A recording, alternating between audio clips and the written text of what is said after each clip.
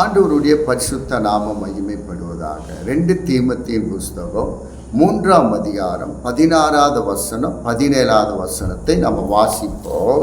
வேத வாக்கியங்கள் எல்லாம் தேவ ஆவினால அருளப்பட்டு இருக்கிறது.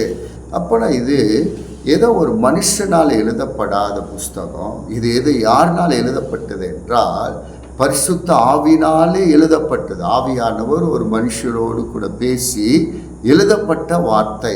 அப்போ இந்த வார்த்தையை நீங்கள் படிக்க வேண்டும். எப்படி படிக்க வேண்டுமானால் நீங்கள் அந்த பரிசுத்த ஆவியானவரை பெற்றுக்கொண்டு நீங்கள் படிக்கும்போது தான் இந்த வேதத்தின் ஆழங்களை பரிசுத்த ஆவியானவர் உங்களுக்கு கற்றுக் கொடுக்கிறவராய் இருக்கிறார்.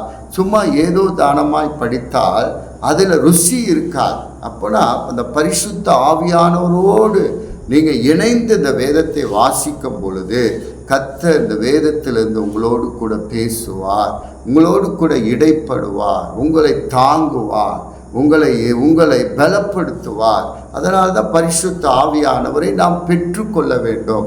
அப்படி நீங்கள் பெற்றுக்கொண்டு இந்த வேதத்தை வாசிக்கும் போது அநேக சத்தியங்களை கர்த்தர் உங்களுக்கு வெளிப்படுத்துகிறவராய் இருக்கிறார். அதான் தாவீது சொல்லுகிறார் பாருங்க, ஆண்டவரே இந்த வேதத்தின் ரகசியங்களெல்லாம் அறிந்து கொள்ள என் கண்களை திறந்தரலும் என்று சொல்லுகிறார். அப்படின்னா திறந்தரலும்னா என்ன கண்கள்? ஆவிக்குரிய கண்களை திறந்தரலும்.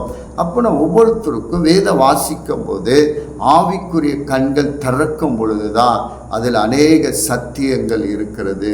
வேதம் சொல்லுகிறது பாருங்க, கர்த்தர் நல்லவர் என்பதை ருசித்து பாருங்க. இந்த வேதத்தை வாசிக்க வாசிக்க வாசிக்க அநேக சுவைகளை கர்த்தர் உங்களுக்கு கொடுக்கிறார். தேனிலும் மதுரமானது. வாசிக்க வாசிக்கதான் அது தேனிலும் மதுரமாய் இருக்கிறது.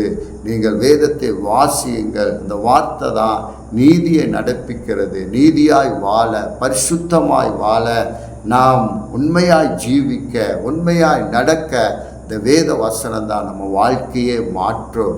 நீங்கள் அனுதினமும் வேதத்தை வாசியுங்கள். கர்த்தர் உங்களை நிறைவாய் ஆசீர்வதிப்பாராக. இந்த அதிகாரத்தை தியானியுங்கள், வாசியுங்கள். கர்த்தர் நிறைவாய் உங்களை ஆசீர்வதிப்பாராக. God bless you.